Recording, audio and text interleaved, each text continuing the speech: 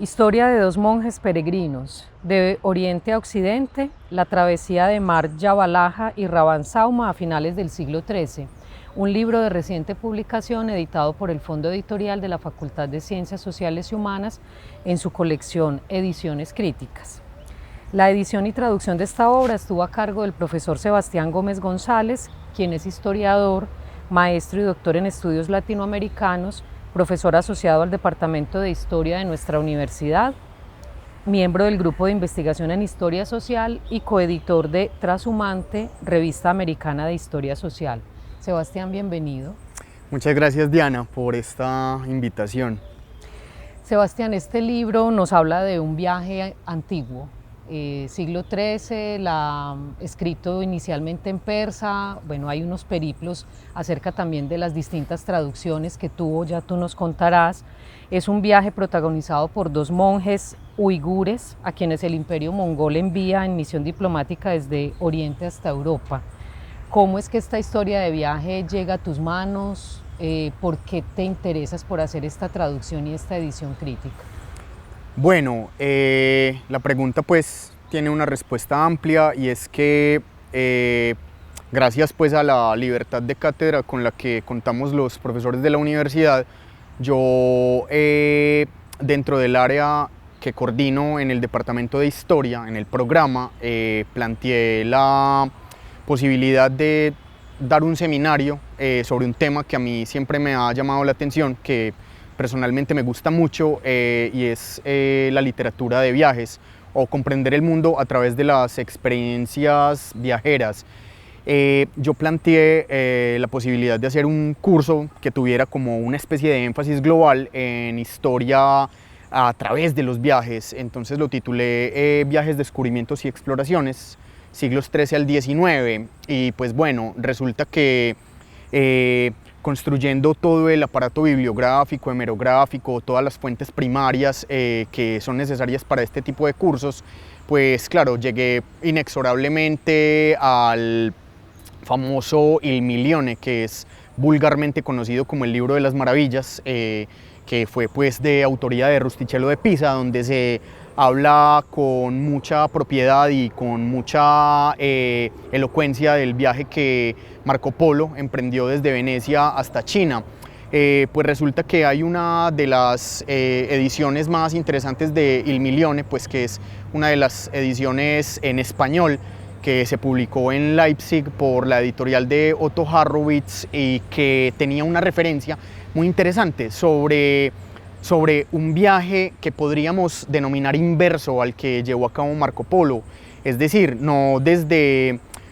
Occidente hacia el lejano Oriente, sino al contrario, desde el extremo Oriente, de acuerdo pues con las ubicaciones cardinales de nuestra civilización occidental, hacia precisamente el Occidente. Un viaje que comenzaba en Beijing, es decir, en este entonces Cambalik, la ciudad del Can, y que terminaba en Gascuña, en Francia, una región relativamente cercana hasta España. Yo no tenía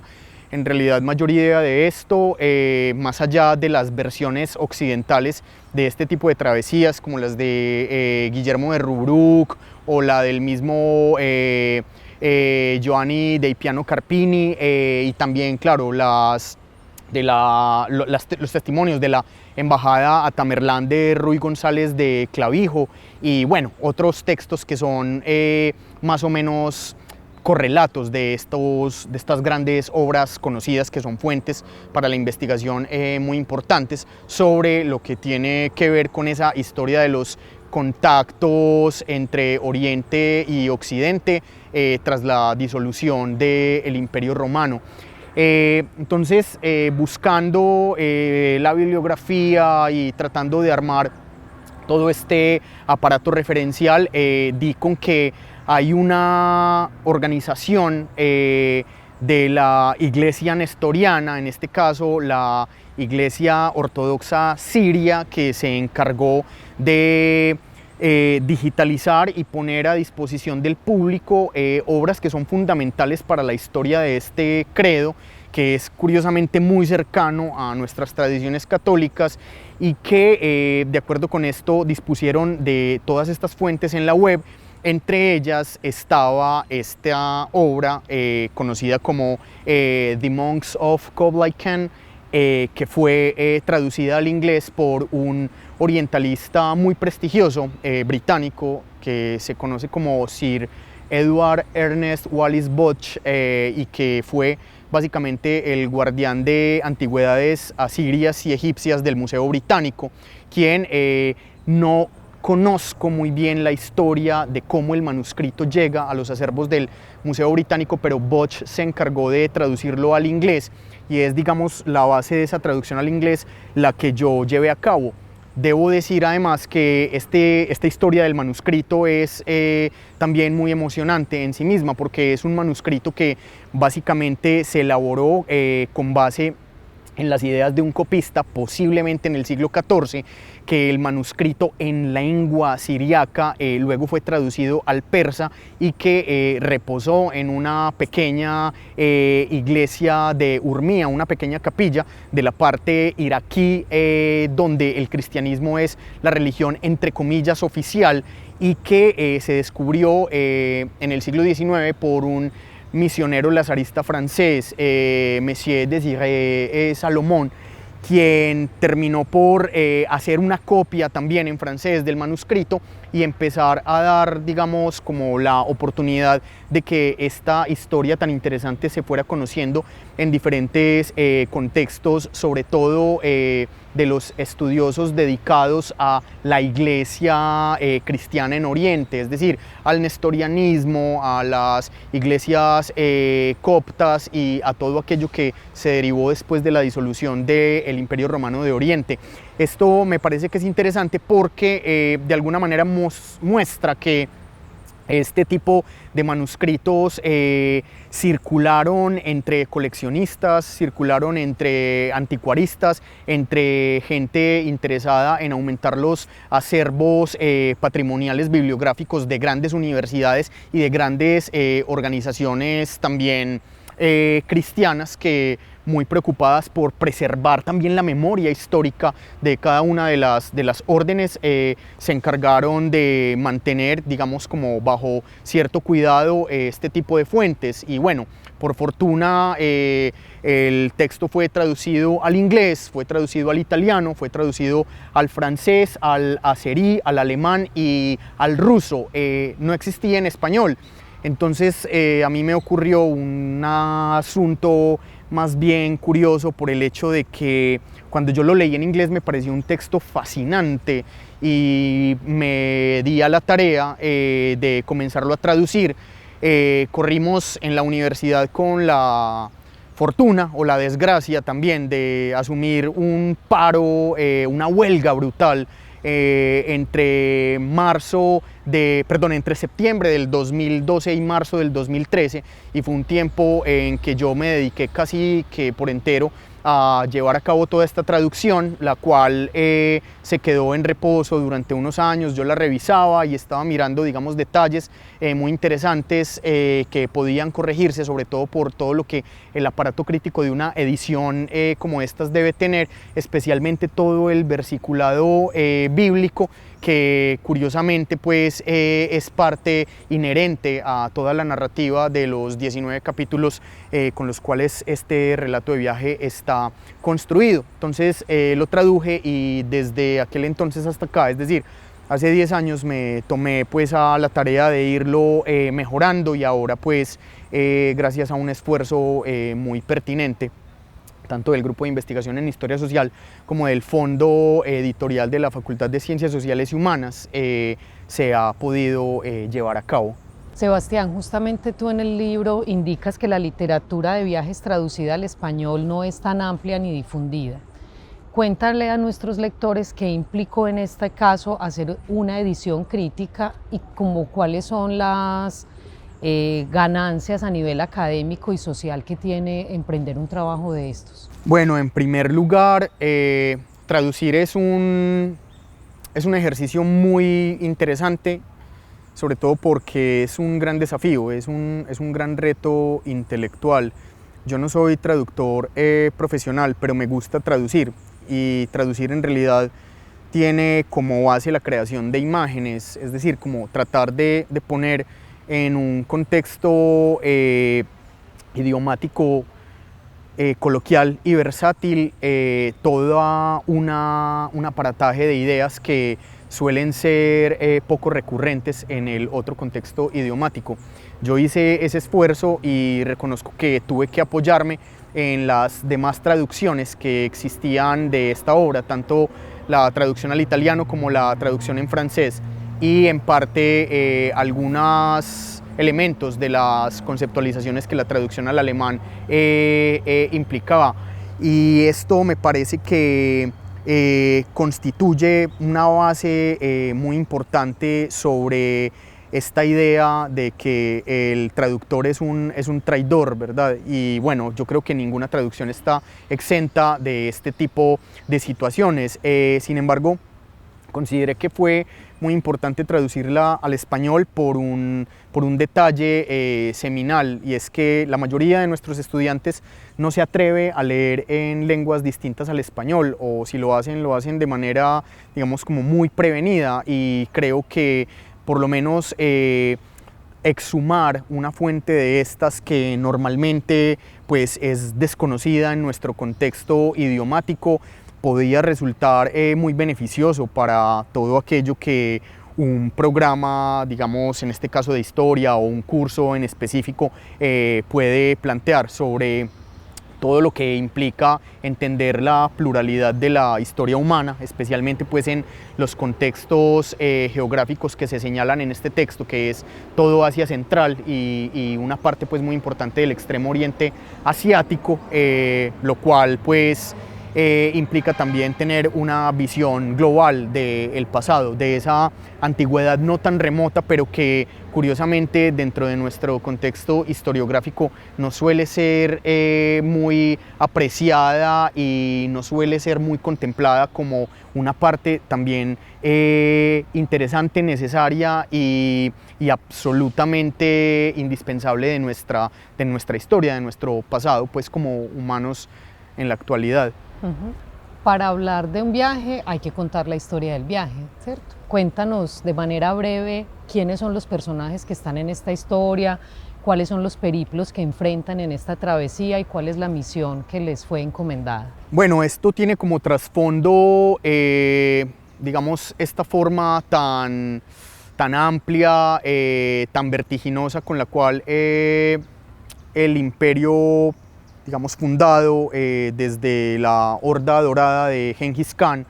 y a través de todos los procesos políticos y hereditarios de los cuales Kublai Khan, su nieto, termina por ser el gran heredero, tenemos un contexto geopolítico muy ligado a una especie de historia, pero también de memoria familiar, y es, digamos, la constitución política y militar de los ilkhanatos en Persia, pero también en otras regiones, no solamente de lo que podríamos llamar el ámbito monzónico, sino también en todo aquello que constituye esa inmensidad geográfica que es Asia Central, una región de la cual nosotros en realidad vivimos más o menos desconectados, porque no tenemos mayores ideas en términos básicos y superficiales de lo que implica entender la geopolítica del mundo a través de este lugar que fue sustancial, por lo menos para la existencia de un detalle que hoy por hoy sigue cobrando muchísima importancia y que está muy vigente en términos de la globalidad actual, y es la ruta de la seda. Este viaje comienza en Kambalik, en la ciudad del Kan, la actual Beijing, que es la capital de la República Popular China, y atraviesa parte de Mongolia, parte de Asia Central, y tiene, digamos, uno de sus episodios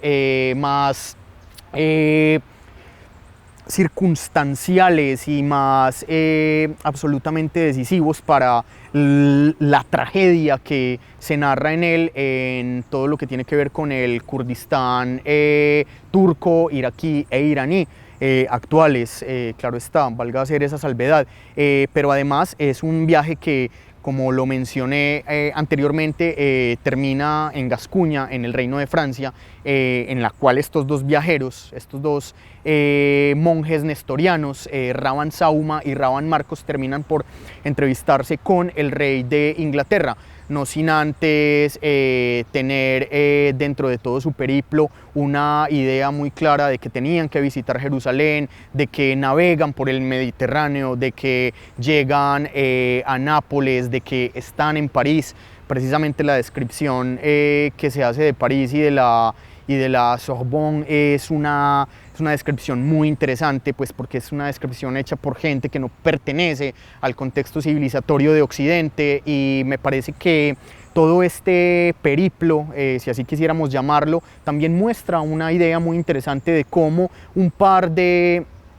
personas ya muy adultas en el contexto pues de la cronología de ese entonces,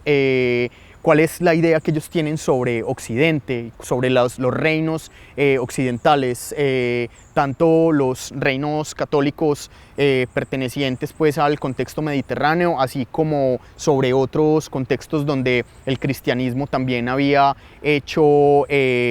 digamos, su aporte civilizatorio, y además con unos detalles muy inusitados, es decir, muy poco conocidos sobre cómo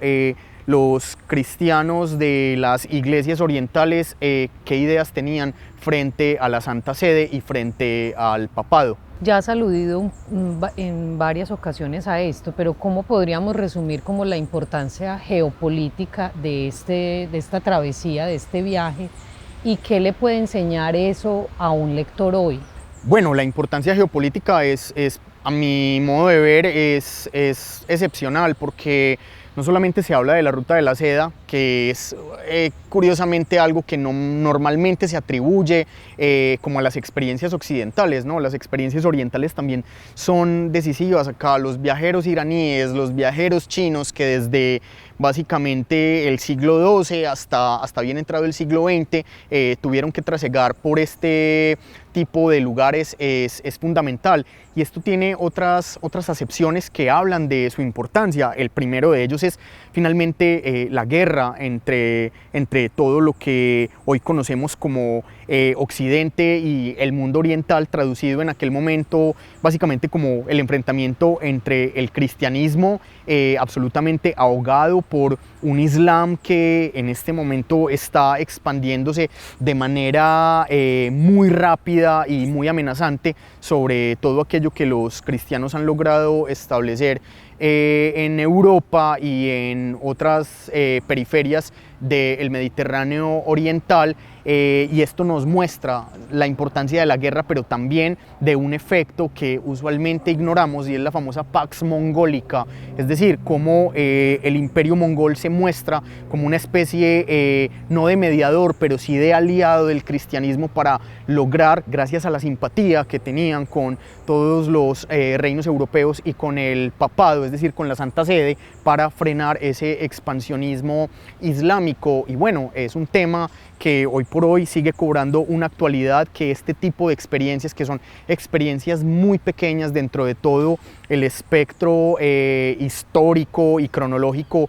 que podamos contemplar desde hoy hasta el siglo XII o el siglo XIII, es un pequeño detalle, pero que revela de manera muy amplia todo este tipo de circunstancias y estas problemáticas que geopolíticamente han tenido un impacto decisivo para la construcción de lo que hoy conocemos como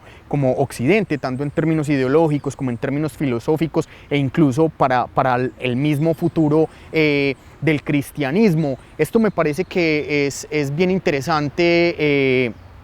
contemplarlo, porque además nos muestra un detalle que hoy por hoy sigue siendo importante, y que si lo miramos de manera retrospectiva a través de los estudios históricos, a través de este tipo de fuentes, nos revela la decisiva importancia de China, o sea, de China como un efecto civilizatorio absolutamente insoslayable para la historia de la humanidad en general. O sea, nosotros normalmente en nuestros contextos académicos, que suelen ser muy limitados en el sentido de las apreciaciones de la historia global,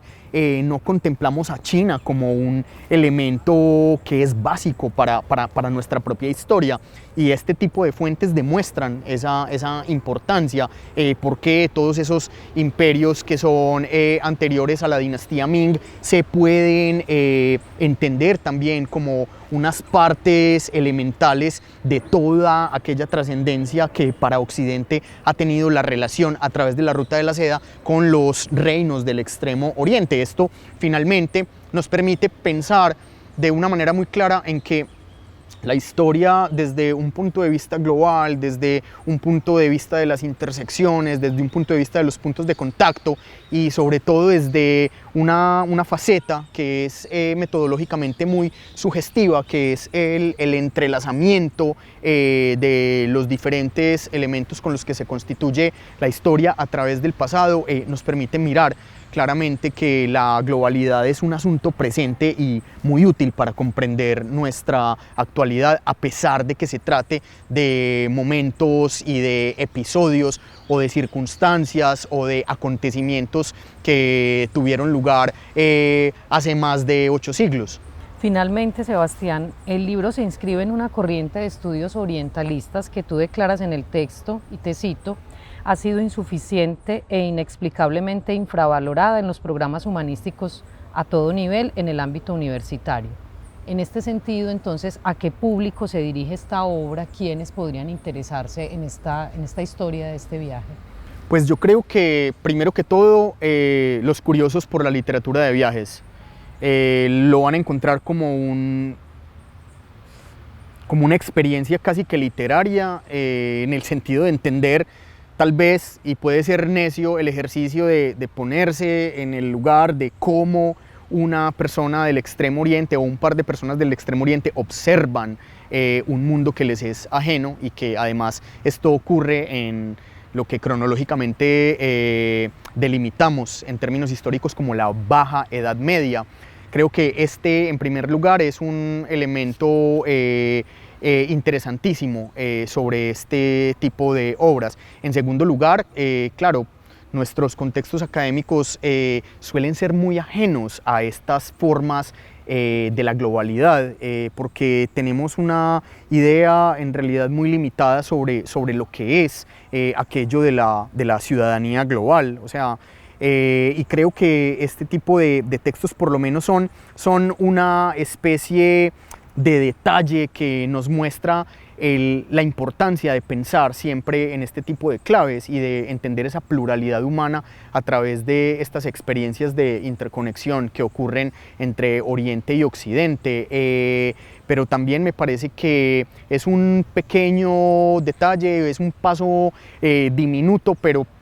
a mi modo de ver muy significativo, que una universidad como la Universidad de Antioquia, donde usualmente no tenemos este tipo de enfoques académicos, esté interesada por publicar esto, gracias a las iniciativas editoriales del Fondo Editorial de la Facultad de Ciencias Sociales y Humanas y a la iniciativa del Grupo de Historia Social, como ya lo mencioné. Creo que es un paso que puede hablar de que este tipo de elementos también tienen cabida dentro de nuestras atmósferas y de nuestras ideas del mundo en un contexto académico que no necesariamente está pasando por muy buenos momentos, pero que este tipo de iniciativas revelan que se pueden hacer cosas interesantes, que hay cosas interesantes que mostrar, y que también podemos estar en sintonía con lo que hoy por hoy en el mundo académico se reclama, y es aquello de pensar la humanidad no solamente en términos de la conectividad, sino también de la desconexión en el contexto global, y cómo este tipo de iniciativas editoriales se convierten en un insumo académico también bien particular y sobre todo muy sugestivo, y que pueden ser inspiradores para que sigan existiendo este tipo de trabajos. Insisto, creo que esa es también una de las funciones de las traducciones, exhumar textos que no se conocían y que resultan interesantes para nuestro medio. O sea, creo que quienes estudian ciencias sociales y humanas o quienes no necesariamente estudian, pero que tienen un interés determinado por el pasado de la humanidad, por todo aquello que no es ajeno a la condición humana, también encontrarán en esto una fuente muy aleccionadora y sobre todo llena de historias muy particulares que nos permiten reflexionar, como insisto, en una clave que va más allá de nuestros contextos locales y regionales, que a pesar de ser importantes no pueden ser los únicos para reflexionar, por lo menos en un contexto donde una facultad de Ciencias Sociales y Humanas se reclama, digamos, como un elemento indispensable para la constitución de una universidad. Gracias, Sebastián Gómez, profesor a cargo de la edición y traducción del libro Historia de dos monjes peregrinos, de Oriente a Occidente, la travesía de Mar Jabalaja y Rabansauma a finales del siglo XIII, publicado por el Fondo Editorial FCSH de la Facultad de Ciencias Sociales y Humanas de la Universidad de Antioquia. Nuestros lectores pueden adquirirlo a través de nuestro distribuidor Siglo del Hombre, tanto en formato digital como impreso. Invitamos también a nuestros lectores a que conozcan otras de nuestras publicaciones.